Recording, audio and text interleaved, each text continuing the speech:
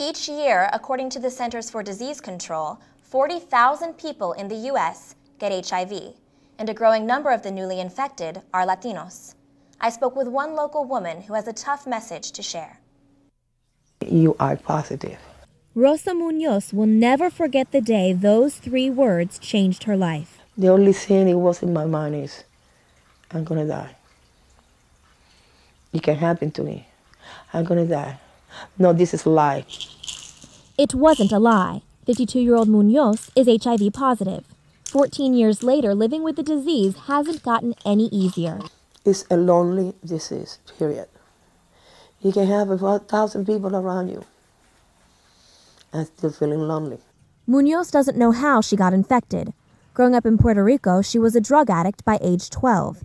At 22, already a mother of 3, she began paying for the drugs with prostitution. I felt like nobody loved me, and that was all the time.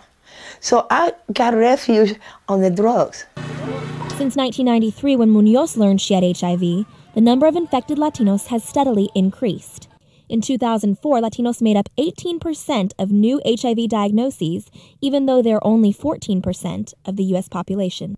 In 2002, HIV/AIDS was the 3rd leading cause of death among Latino men aged 35 to 44, and the 4th leading cause of death among Latina women in the same age group. And UNC clinician Lisa Haito says she's seen a troubling trend among local Latinos. In North Carolina, the largest risk factor for being diagnosed with AIDS at the time that you're tested for HIV is being Latino. This form here is all in Spanish. Haito says this problem of late diagnosis comes from the barriers Latinos face just to get tested. These include immigration status, fear of deportation, insurance status, transportation, lack of childcare, and conflict between clinic hours and working hours. Latino coordinator at the Alliance of AIDS Services Carolina, Leon Padilla, says the culture breeds other barriers to testing, including denial, common among Latina women. When we go to places or to homes or to apartments to do the test, that wives comes to the door and they say to us, no, I don't need to get tested because I am married. Munoz cautions women who think they're safe because they're married.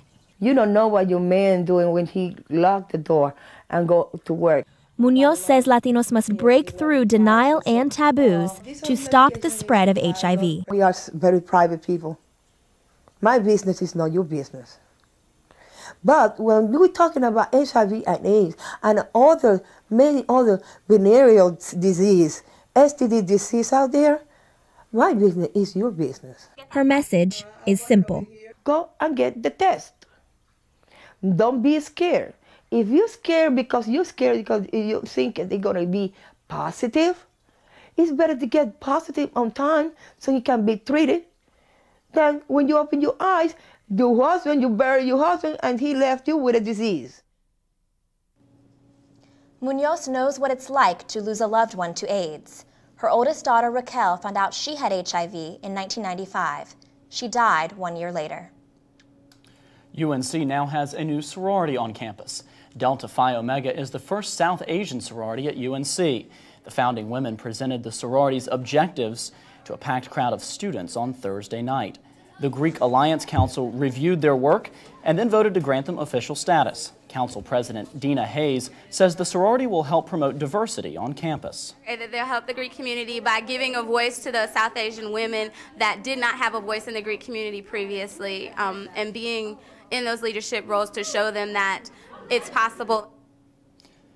We hear a lot about sorority rush, but the guys aren't about to be outdone. Hundreds of guys flooded into these fraternity houses through the weekend for spring rush. The 22 campus fraternities gave out more than 100 bids to prospective new members. A bid is a formal invitation to join a fraternity. UNC senior Bo Caudle is in charge of rush for Pi Lambda Phi. He says men join fraternities for many reasons. Those interested in it are interested in being a part of the community, philanthropy events, social events, meeting a large group of people, being networked into a large group of people. Monday marked the start of the 2-month pledge process when the new members learn what it means to be fraternity brothers. Do you find yourself searching the web for fresh new music? Well, the new site Ijigg.com lets users listen to tunes they can't find anywhere else. 3 UNC students designed the site. to let hidden talents and small bands such as local band Violet Vector and the Lovely Ladies post their music. Users can listen to and rate the music for free. Band member Kathleen Kaiser says it's free marketing for the music groups. When you're exposed, you're more likely to go see their shows. You're more likely to, see what else that band is doing and have a higher chance, I think, of purchasing, an album. Check out Ijigg by clicking on our website, carolinaweek.org.